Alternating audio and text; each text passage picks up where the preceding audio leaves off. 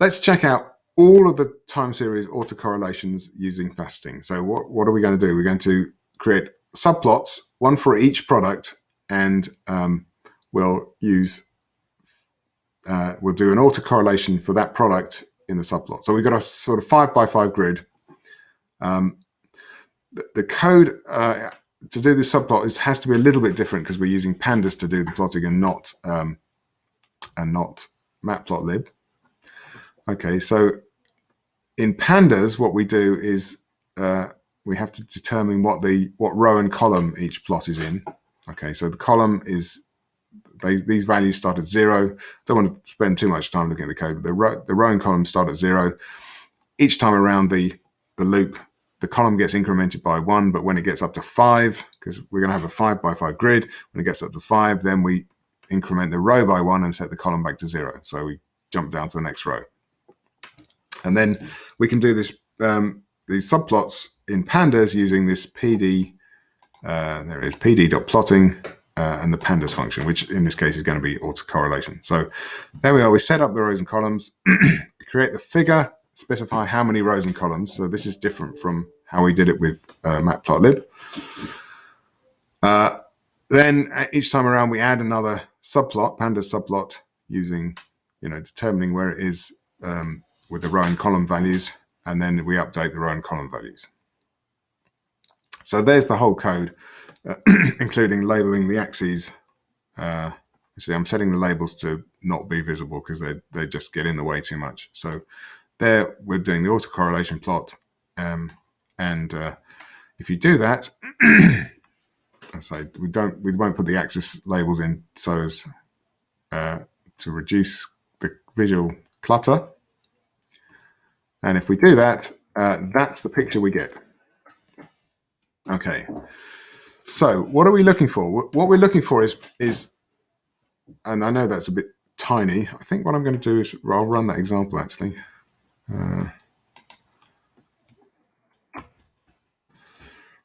give you a bigger picture. Remember, what we're looking for is peaks that are above the dashed lines. So in this case, there's one there. Yeah, there's a peak there. That's the kind of thing we're looking for. Some of these things don't really. So for example, if it's the plot coming up now. If I look at product, which one? Let's look at product P down here. This one here. I'm not sure you can see my mouse, but it's this one here. So 4th row down, 1st column. If I look at product P, all the whole of the line is in between the dashed lines. So we'd say there's no seasonal variation there. Okay, so it's a bit hard to see in this plot, but it gives you a kind of quick look at where there might be some autocorrelations. But it looks like A, J, and S have secondary peaks. A, J, there, and S have secondary peaks outside the dashed lines. But also H, M, and O here, H, that's H, there's M, and where's O? There's O. They have high correlations.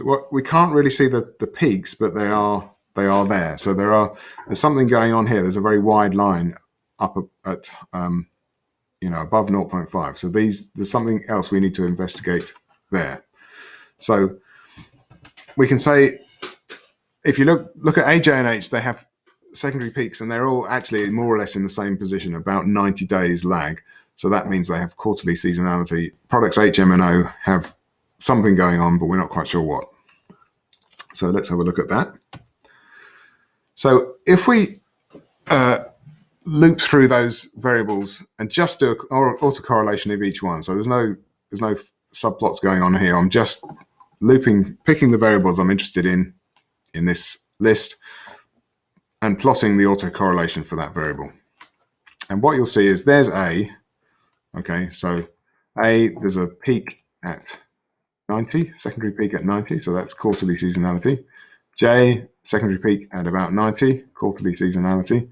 S, secondary peak about 90, quarterly seasonality. J and S are perhaps a bit less noisy and clearer than A. So if I go back, let's go back. There's A. It's a bit noisy. J is much clearer, and S is much clearer. Probably this is fictional data. Probably these are a bit clearer than you would actually get in real life. Okay, let's look at the other ones. Then there's H, there's M, and there's O. Okay, and so what you can see now, and I'm going to actually run that bit of code. So it's the selected autocorrelations. Show you. What you can see there is actually there's a secondary peak right here, okay, which is 7 days in. So these H, M, and O are quite striking. There's my bigger picture coming up from running the code. There's AJ and S. Here's H, okay. If I expand that, you can see regular peaks. So there's a peak there, peak there, peak there. So the secondary peak is at 7 days. The next one is at 14. Next one is 21. Same for the other two, actually, M and O. This is, once again, this is quite unlikely you'd get this exactly in real data, but they're quite striking. You can even zoom in. Actually, I should run that again. Zoom in. You can't do this in Jupyter or Colab, but I can zoom in here.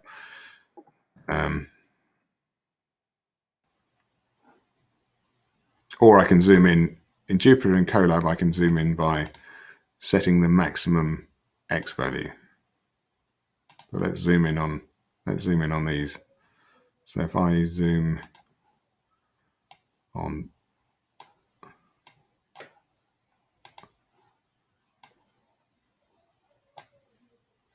that's not zooming.